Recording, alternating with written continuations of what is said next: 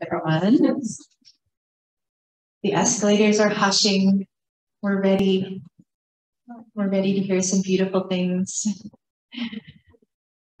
All right, so I'm going to start with our poetic opener, George Smith. So George has been reading at Planet Earth since it was Mocambo on Blanshard years ago. Previous work has appeared in Los Angeles Times, Cafe Review, Atlanta Review, Red Wheelbarrow, Chicago Quarterly Review, Criterion, Wild Goose Poetry Review, Juan Poets Anthology, and elsewhere. I'm really glad that you're making a comeback to PEP, George. Welcome.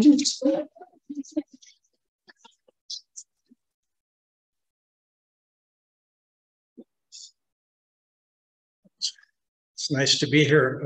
Let's get there. Nice and close things.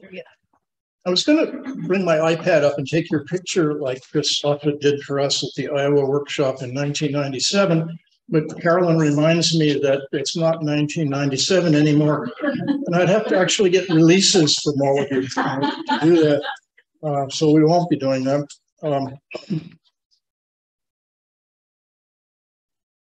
Refugee. This poem has an epigraph from Rilke's novel, The Notebooks of Malte Lourdes Rig. The main thing was being alive. That was the main thing. Refugee. I remember our farm on the outskirts of the village, the wheat's windswept murmurations, my family gathered for Sunday dinner, a joke someone started that never got told. At the station, they herded us with threats and curses. No one knew which way the train was headed. No one could be trusted. It was dangerous to sleep. They say loss can make us stronger, but what do they know of it? I will always carry home with me. I will always strive to remember and forget. Someday I will arrive at a place where I belong. I both believe and doubt this. Someday a world so different from this one, even dreams can't grasp it. I pray that in spring there will be no more tears, only the earth's renewed bounty once more offering its lavish feast in the sun. Slipping over to a moment of self-pity, this is called dotage. It happens slower than faster, that nagging pain that chooses to remain, the one shoe that keeps coming loose. Everybody and his brother mumbles, words lose their borders, get conflated like chop suey. You meet yourself befuddled in the hall. The sky spins, kicking rainbows like a faded, wobbling top. Trains of thought easily disrailed, lost to distraction, caught up and carried off by the mocking winds of a sleepless night. Against this, we have memory, its seductive two-edged sword, a lover who knows how cold the night grows. The day that dawns with surprising ferocity, bearing its list of things still arguably worth doing, this owning up for starters, canoeing in the Haida Gwaii, a walk with the imaginary dog. I tried, after Zbigniew Herbert, to do a kind of a Mr. Cogito for those who may be familiar with his work. This is called Shift Key. Senor Confluencia will miss the darkness most of all, the fashion in which its negation comforted him in the face of so many fickle emanations. He himself is little more than the shadow of a shadow, the light of the world passing through him on its way to annihilation. He knows he is not allowed to speak, that he is forbidden to make waves that might wash up on the beaches of his homeland. Our hero understands there is no such thing as a small bullet to the brain. He wishes he could call back the beggar in the park who offered to sell him a stick of incense for next to nothing. I'm going to skip that. I got a false diagnosis of glaucoma last year, and in the 2 months it took to straighten that out, I wrote blindness. A year or years, they said, but also maybe sooner. To the question, any questions, the patient shrugged, tapped a toe, wishing to be well elsewhere. What was there to do but walk about the town, trying to remember what mattered yesterday, voraciously watching the gulls whose artful swooping had long been taken for granted, the way they soared defiantly on the wings of grace, calling back and forth, filling the sky with their strident pleading. Music would endure, surely, along with the memory of blue. Love and dreams thrive in the dark. Something useful might yet be said regarding the invisible. I had a thought about my ex, which I normally don't have. It wasn't so much in the context of thinking about her as about all the people who have estranged people somewhere in the world, and to this little one called Afterthought. Don't say we changed, but that we were different all along and only finally came to admit it.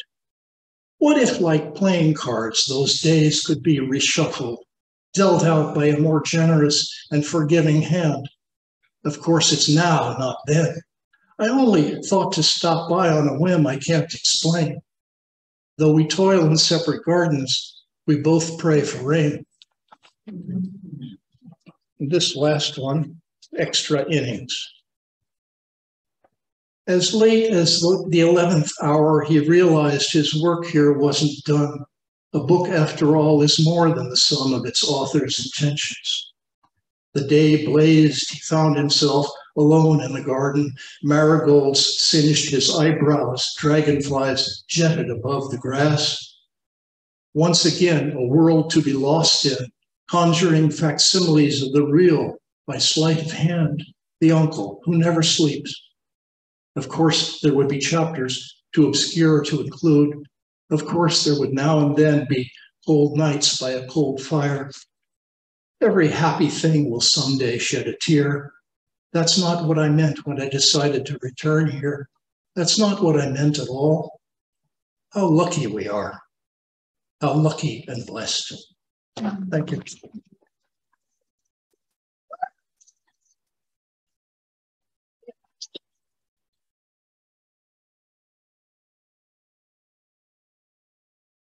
Thank you, George. Let's give him one more hand. That was great.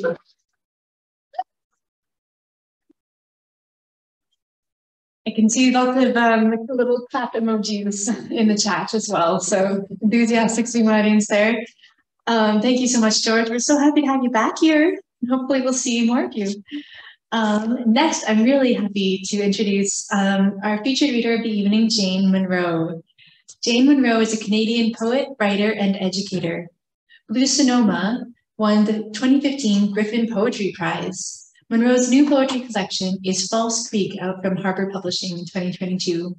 It follows Open Every Window, a memoir, and Glass Float. And so I always try to hunt up a little phrase or a little tidbit from the internet about the readers that are coming. I don't know if this is still true, Jane, but you said in a little interview, the Dirty Dozen interview with openbook.ca, most days I stand on my head. Usually I spend at least 20 minutes a day upside down in headstand, shoulder stand, handstand, and sometimes elbow balance or other inversions. Exactly what poses and variations I do depends on how I feel that day, but going topsy-turvy refreshes my body, mind, and spirit. I love and admire. Let us know when you come up here if that's still a practice of yours. So I'm so thrilled to welcome Jane Munro. Come on up, Jane.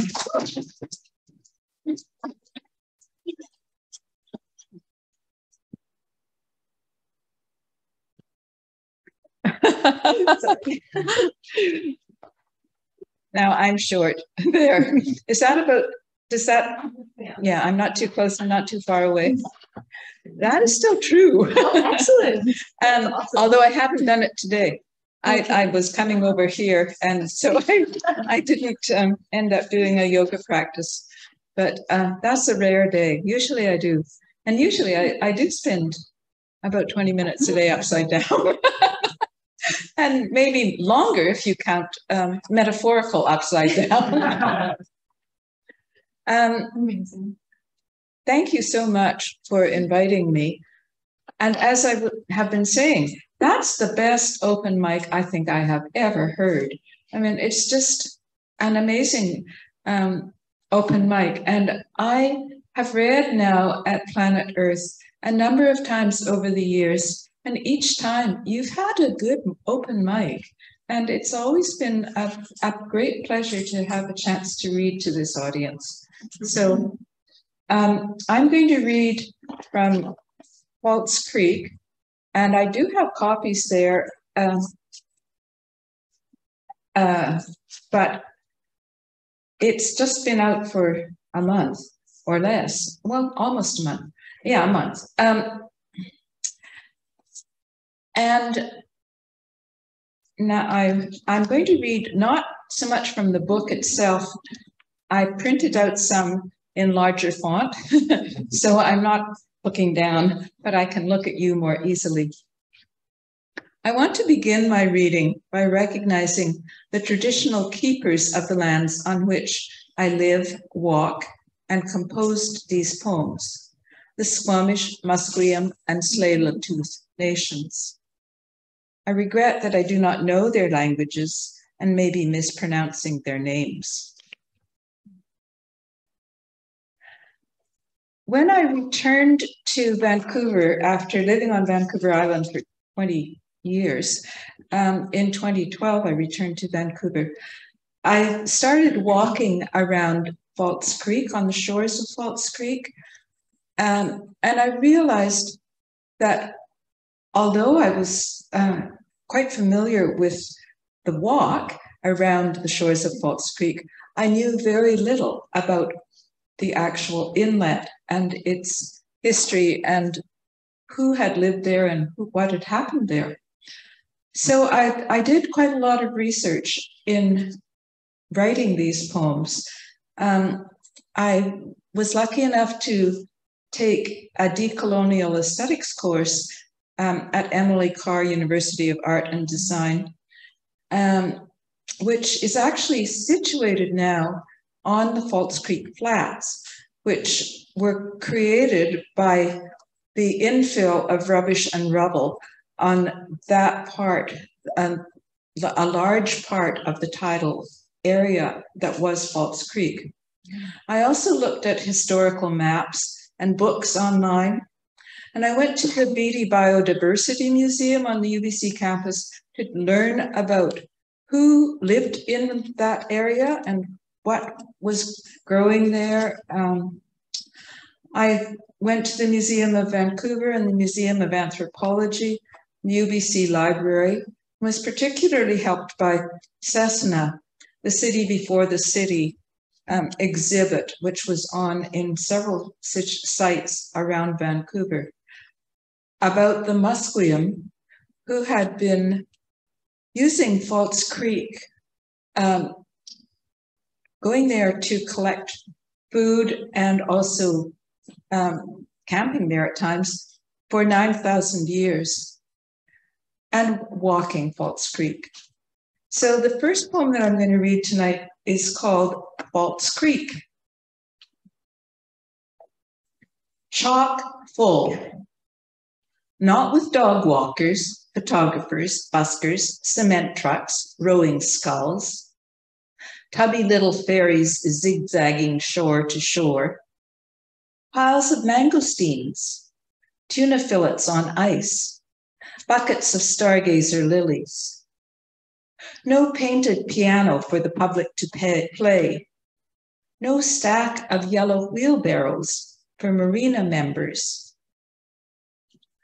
Populated with eelgrass, sea asparagus, bladderwrack, bullkelp, oysters, clams, mussels, abalone, crab, octopus, surf smelts, oolakan, herring spawn, chitons, sea urchins, periwinkle, moon snails, humpback whales, sturgeon, sockeye, pink, coho, canvasback, goldeneye, bufflehead, dunlin, great blue herons, hummingbirds, bald eagles, kingfishers, ravens, waxwings, owls, sandpipers, martins, porcupines, salamanders, wolves, frogs, elk, bear, otter, dogwood, bitter cherry, elderberry, bunchberry, thimbleberry, blackberry, huckleberry, salmonberry, skunk cabbage, monkey flower, devil's club, bleeding hearts, ocean spray, nodding onion, camas, mutated native wetlands, water coming up from ground beneath, eastern 2/5 of the inlet, excuse me, its estuaries and tidal flats filled with refuse and rubble. Sandbar at the western end, buried by an updredged island. False Creek, 4/5 filled in, now 1/5 its former size. Haunted by a 1,350-year-old Douglas fir, a 1,835-year-old yellow cedar, by lichens, mosses, ferns, soapberry, wild roses, canoes. Languages I don't know. Spirits I can't see. Retained by mountains, still blue behind Yaletown, an abused body of water, inlet to the heart of Vancouver.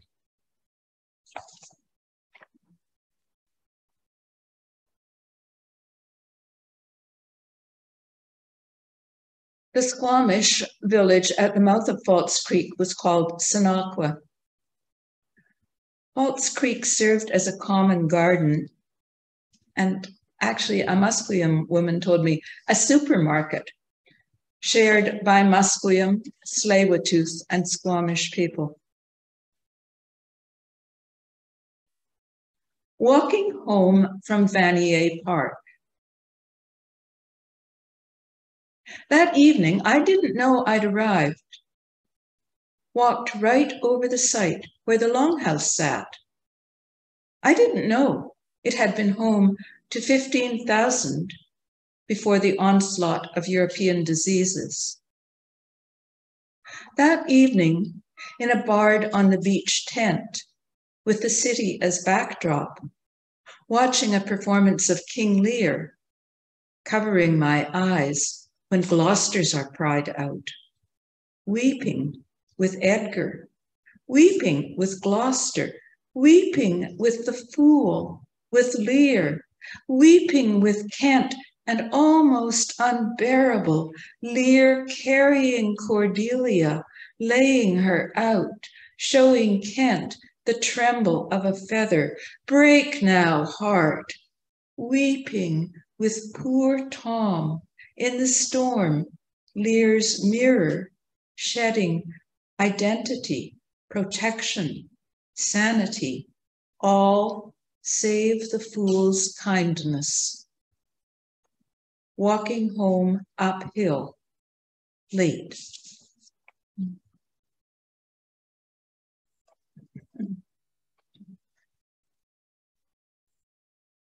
Nursing the moon.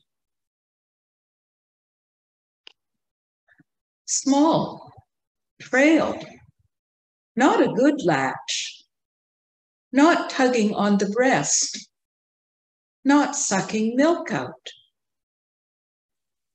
The hours it will take to fill this new moon make that much light. Days the nipple falls out, milk spills unswallowed. You pass the moon across, attach it to your other ache, distended, your blouse drenched. Warm bellies, sour smell. The moon can't take it all. Stops gaining, starts to shrink. You can't let it go, cannot bear no light.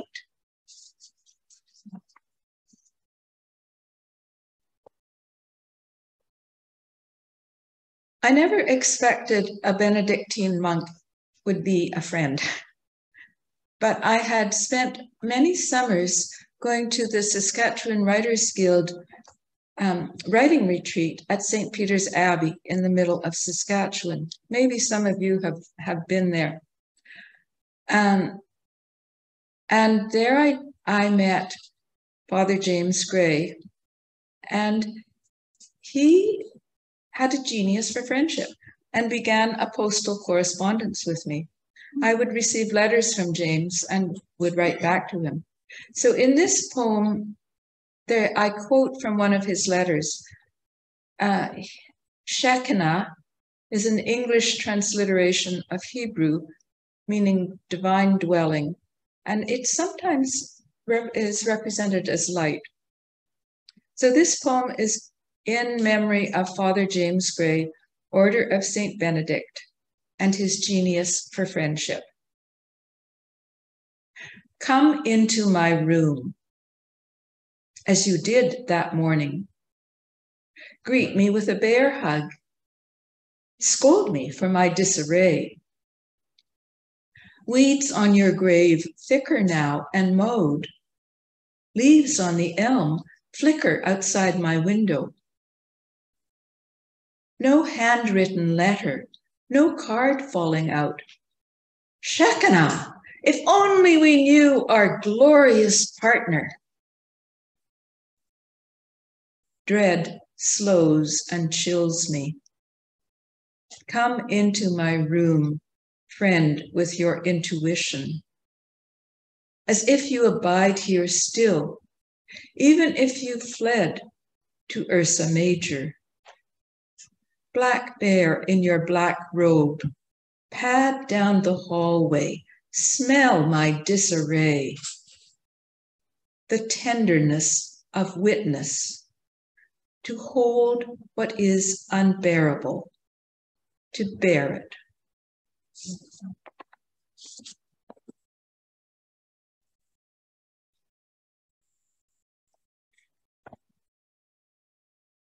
How come this cruelty?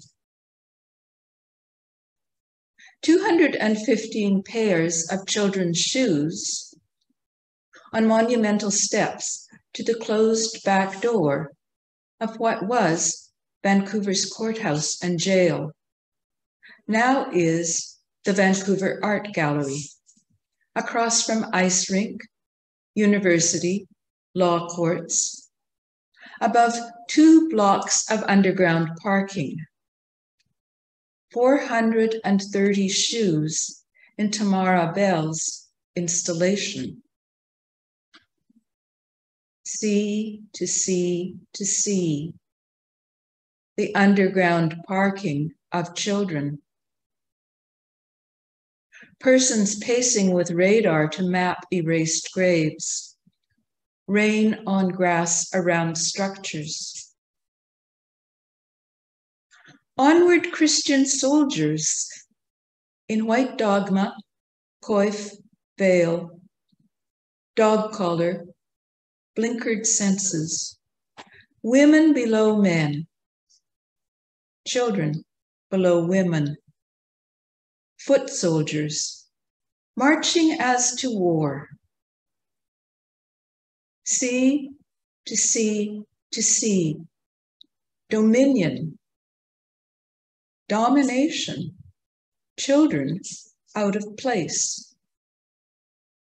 O Canada, we stand on guard for thee. On a ceiling in the Vatican, at the top of the great chain of being, God reaches out from a brain packed with angels to connect with man. Empires lay train tracks. Newcomers stake claims, break land, take lives, grow wealth, power plants, punish to train. True patriot love in all thy sons command. Below children, shoes. Graves sodded over. To see to see, what is this war?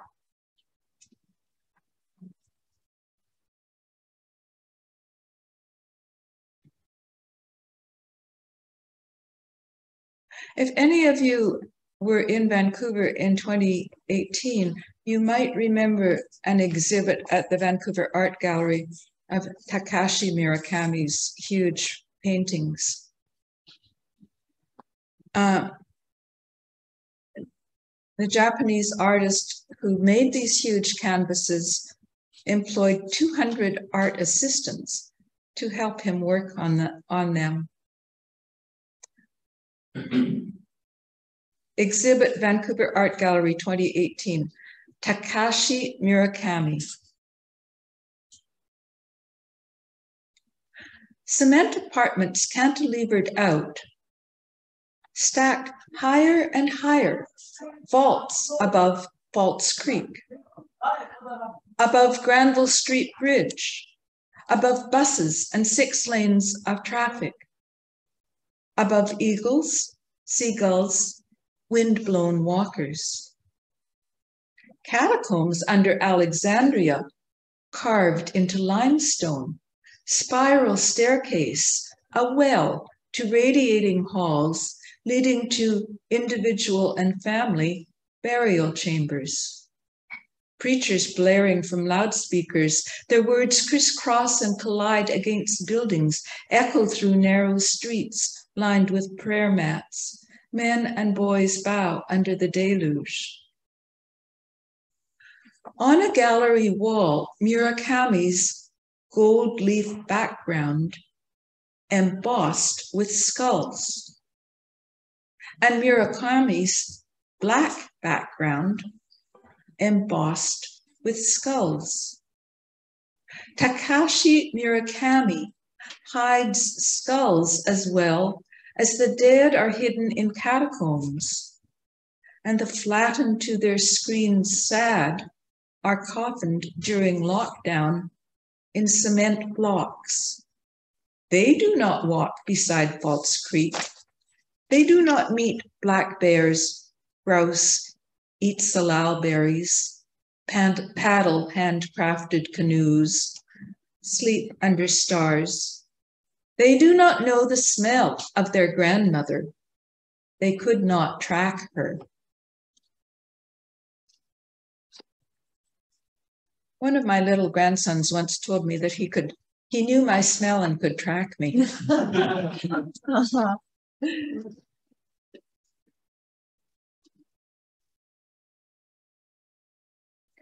Ballast. Fjords. Inlets. The fingers of gulfs between us. Tidal bore of pain flooding ashore. Living aboard as he does with his chemo, up and down. Lunation after lunation.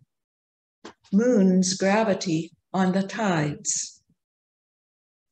Again, E. coli counts high. This inlet fed nations, oolacans and gulls, otters and eagles. Now, exhausted permafrost vents methane. Heat dome slaughters starfish, mussels, clams. Despair, deep and deeper, the steady, unbearable. False Creek, Vancouver's keel of grief.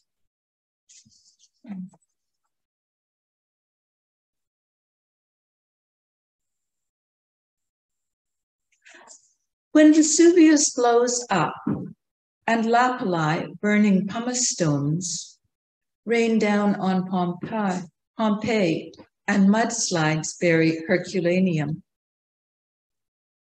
Pluto seizes Proserpine not for 6 months, but for 2 millennia.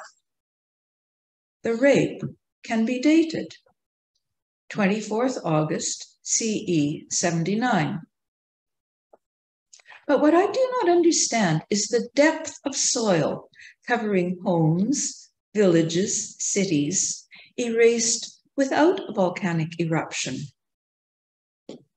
Beneath Anatolia's rolling grassland, excavations uncover Lydian, Greek, Roman layers. Earth must fatten as it ages. I understand how forests, prairies, canyons, steppes, marshes rise, fall, compost, build duff and humus. The fungal kingdom decomposes remains of plant and animal kingdoms. Middens of clamshells pile up by villages. But how fast those villages, cities, empires disappear. Garbage tips, landfills. The trash we toss gets buried by more trash and digested by mycelium. Earth shifts, lifts ranges, rearranges tectonic plates. Ice melts, oceans overflow.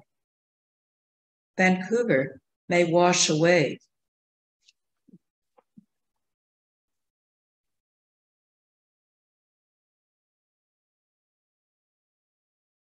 A body of water is alive. Tides and inlets breath. Currents embrace barnacles, mussels, oysters, cobbles, gravel, granite, support kayaks, fish boats, yachts. Hairy alder leaves dusty with pollen. Its skin antic with wind and the orbits of raindrops, welcoming moon trails, reflections of sunrise. Buried, it leaves ribs, femurs, many metatarsals, its skull and winged hips in the rubble above it.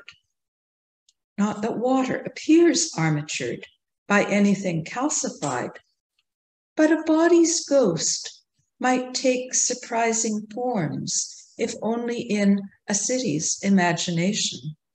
And strata do layer, clamshells and otter trails. If awareness resides atomically in atoms and speaks elementally, quick steps with generations of steam, cloud, droplet, whiff of moisture, sappy trickle leaves to roots in phloem, water-bearing minerals lifted by xylem. If awareness is found underground on Mars, if water is alive, body, out of body, out of body.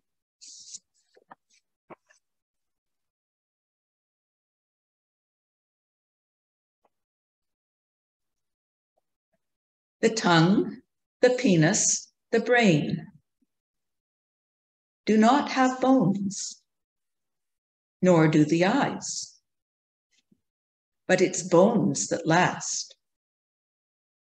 Skeleton on a hanger in a classroom, left when a book is closed.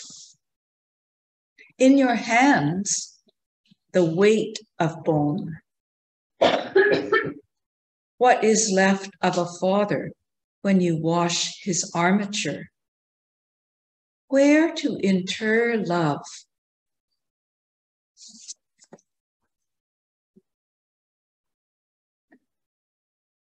And this last poem that I'm going to read refers to something called a butter box. Some of you may actually know what they were. It was a wooden delivery crate with distinctive dovetail joints in which Canadian butter was packed. Now they are rare antiques, but one served as my first toy box.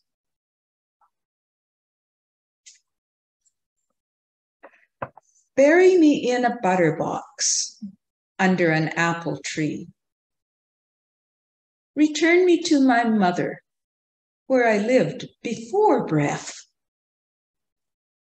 Take me out of seasons and sensations. Let me learn otherwise.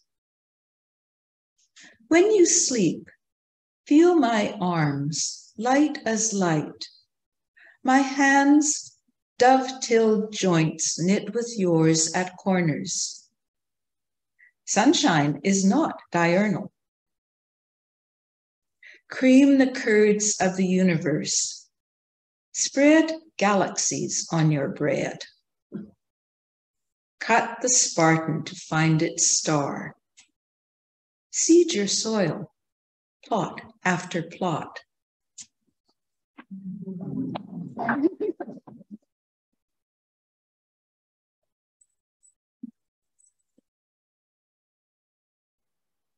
Thank you all for listening, and thank you, Zoe, for inviting me. Our pleasure. That was amazing. I'll just do a little preview of next week, and then we'll let everyone go and buy your book.